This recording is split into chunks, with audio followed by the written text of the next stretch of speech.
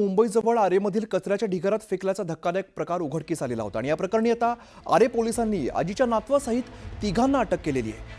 तपासादरम्यान नातवानेच आजीला दोघांच्या मदतीने कचऱ्याच्या ढिगारात फेकल्याचं स्पष्ट झालंय। आधी आजीला घेऊन नातवाने दवाखाना गाठला। दवाखान्यामध्ये आजीला दाखल न करून घेतल्यामुळे मग या नराधम नातवाने आजीला आरेजवळच्या कचऱ्यामध्ये फेकल्याचं स्पष्ट झालंय।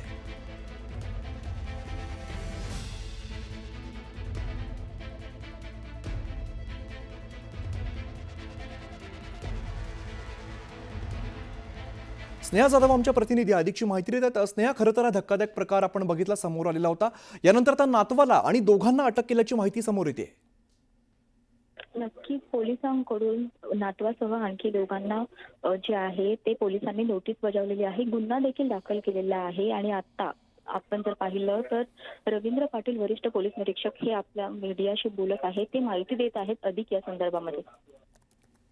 निश्चित, काय अधिकची माहिती यात समोर आलेली किंवा नातवाला कशा पद्धतीने समज दिली या संदर्भात काही सांगितलंय?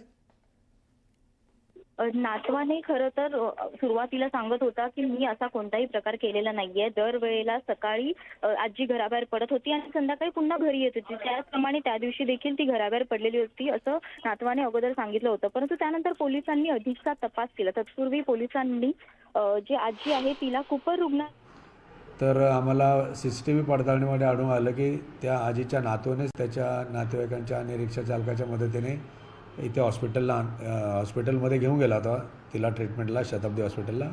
परंतु रात्री शताब्दी हॉस्पिटलने तिला ॲडमिट न करून घेतल्या कारणाने त्यानंतर तो याने आरेच्या जंगलात आणून सोडलं। काय गुन्हा दाखल केला त्याच्यावर, काय कलम? आम्ही त्या सागर शेवाळे आजीचा जो नातू आहे त्याच्यावर सिनियर सिटीजन ॲक्ट कलम 24 प्रमाणे आणि BNS 125 प्रमाणे गुन्हा दाखल करून घेतला आहे। किती लोकांवर गुन्हा दाखल आहे?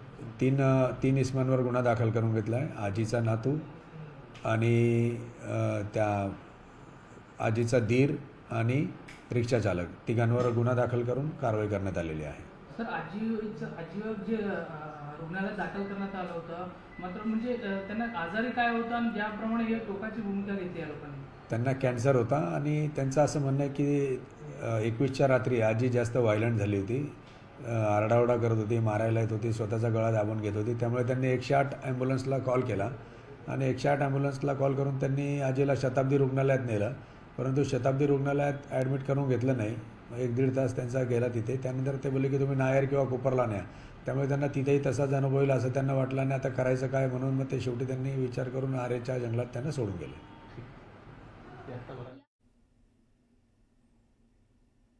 पुढची महत्त्वाची बातमी बघूया। भाजप आमदार बबनराव लोणीकर यांची जीभ पुन्हा एकदा घसरलेली आहे। सोशल मीडियावरती सरकार आणि आपल्या विरोधात लिहिणाऱ्यांना, तरुणांवरती टीका करताना लोणीकरांची जीभ घसरलेली आहे। कुचरवाट्यावर बसलेली काही रिकामटेकडी कार्टी सोशल मीडियावर पंतप्रधान नरेंद्र मोदी आणि मुख्यमंत्री देवेंद्र फडणवीस यांचे अंधभक्त असल्याचं लिहितात। या संदर्भात बोलताना लोणीकरांनी घणाघाती टीका केली आहे। तुमच्या आईचा पगार आणि बापाचं पेन्शन हे बबनराव लोणीकरांनीच केलंय असं वक्तव्य लोणीकरांनी जाहीर कार्यक्रमामध्ये केलेलं आहे। तर नरेंद्र मोदींनी तुझ्या बापाला पेरणीला 6,000 रुपये दिले आहेत असा लोणीकर एका जाहीर कार्यक्रमामध्ये बोलताना त्यांनी वक्तव्य केलंय। तर जालना जिल्ह्यातील परतूरमध्ये सोलर योजनेच्या शुभारंभाच्या कार्यक्रमात केलेल्या भाषणात बबनराव लोणीकर यांनी हे वादग्रस्त विधान केलंय। दरम्यान बबनराव लोणीकर यांनी केलेल्या वक्तव्याचा सर्व स्तरातून निषेध व्यक्त केला जातोय। विरोधकांनीही लोणीकरांच्या वक्तव्याचा समाचार घेतलाय। कुचरवाट्यावर बसलेले ते 5-6 काटे 10 काटे असतात, त्याच्या माईचा पगार बबनराव लोणीकरनं केला, त्याच्या बापाचं पेन्शन बबनराव लोणीकरनं केलं।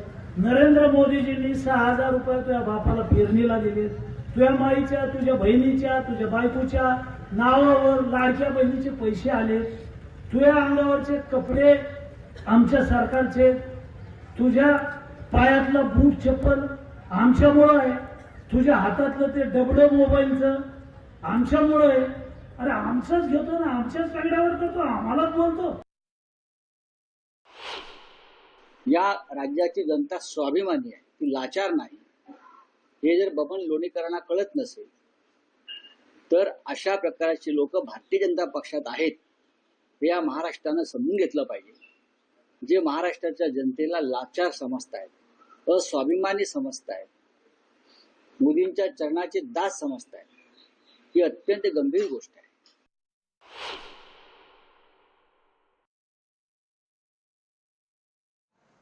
भाजप आमदार बबनराव लोणीकर यांनी जनतेसमोर भाषण करताना अत्यंत चुकीचं वक्तव्य केलं आहे.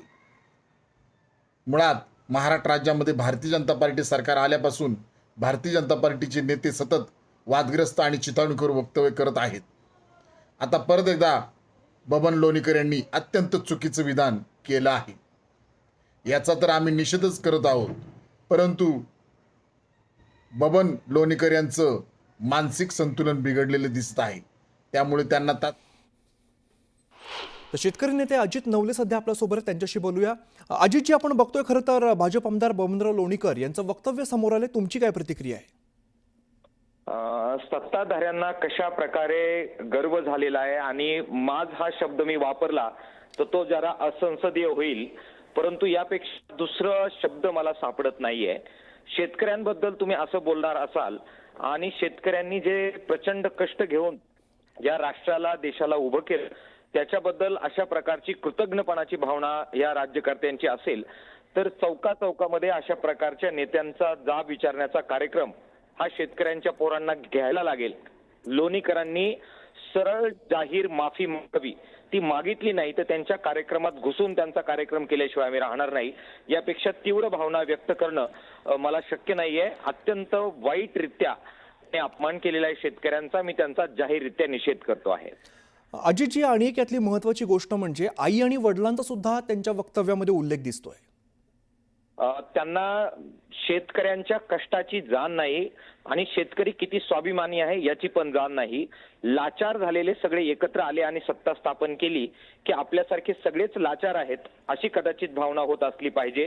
परंतु या सगळ्या लाचार लोकांना मला सांगायचं आहे की शेतकरी अत्यंत स्वाभिमानी आहे. शेतीचा उत्पादन खर्च यांनी वाढवला, शेतीचे जो सगळा भाव आहे शेतीमालाचा तो यांनी पाडला आणि त्याच्यामुळे शेतकऱ्यांवर ही वाईट वेळ आलेली आहे. शेतकऱ्यांना लुटल्यामुळे वाईट वेळ आलेली आहे आणि त्याचा परिणाम म्हणून आज यांचे हे बोलणे आज आपल्याला ऐकावे लागतायत. मी प्रचंड वाईटरित्या या सगळ्याचा निषेध करू इच्छितो आणि शेतकऱ्यांची पोरं सुद्धा यांना जाब विचारल्याशिवाय राहणार नाही अशा प्रकारची भावना व्यक्त करतो. निश्चित. अजितजी, धन्यवाद, तुम्ही सविस्तर बातचीत केली त्याबद्दल. पुढची महत्वाची बातमी, हिंदी सक्तीच्या मुद्द्यावरून सुरू झालेल्या वादानंतर आता शिक्षण मंत्री दादा भुसे हे मनसे अध्यक्ष राज ठाकरेंची भेट घेणार आहेत. दादा भुसे या बैठकीमध्ये राज ठाकरेंना सरकारच्या त्रिभाषा सूत्री संदर्भात माहिती देणार आहेत.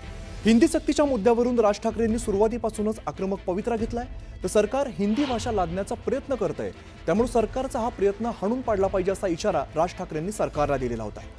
दरम्यान त्यानंतर सरकारची त्रिभाषा सूत्रासंदर्भात महत्त्वाची बैठक पार पडली होती आणि यानंतर आता शिक्षण मंत्री दादा भुसे हे राज ठाकरेंची भेट घेणार असून या भेटीमधून हिंदी सक्तीच्या मुद्द्यावर तोडगा निघणार का याकडे सर्वांचंच लक्ष आहे.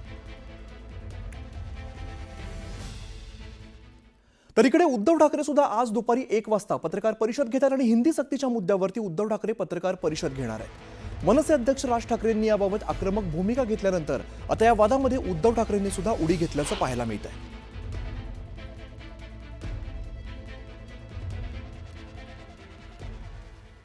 ठाकरे गटात नाराज असल्याची चर्चा असणारी कोकणातील शिवसेना ठाकरे गटाचे आमदार भास्कर जाधवांच्या व्हॉट्सअप स्टेटसची सध्या जोरदार चर्चा रंगलेली आहे. दिव्याला तेलाची गरज तो तेवट ठेवताना असते, दिवा विझल्यानंतर टाकलेल्या तेलाला अर्थ नाही असं स्टेटस भास्कर जाधवांनी ठेवलेलं आहे. एकीकडे नाराजीच्या चर्चा असताना भास्कर जाधवांनी असं सूचक स्टेटस ठेवल्यामुळे तर्कवितर्कांना आता उधाण आलेलं आहे आणि अशामध्येच ठाकरेंचे शिवसेनेचे आमदार भास्कर जाधव आज मातोश्रीवरती उद्धव ठाकरेंची भेट घेणार असल्याची माहिती समोर येते. या भेटीमध्ये भास्कर जाधव आपल्या मनातील खतखतीबाबत उद्धव ठाकरेंशी चर्चा करणार असल्याचं समजत आहे. यावरती संजय राऊत यांनी सुद्धा प्रतिक्रिया दिली आहे.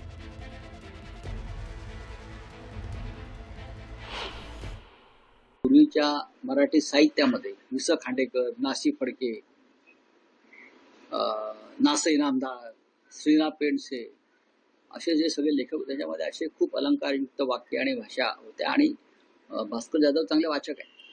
त्याच्यामुळे त्यांची भाषा जी आहे ती अत्यंत वैभवशाली.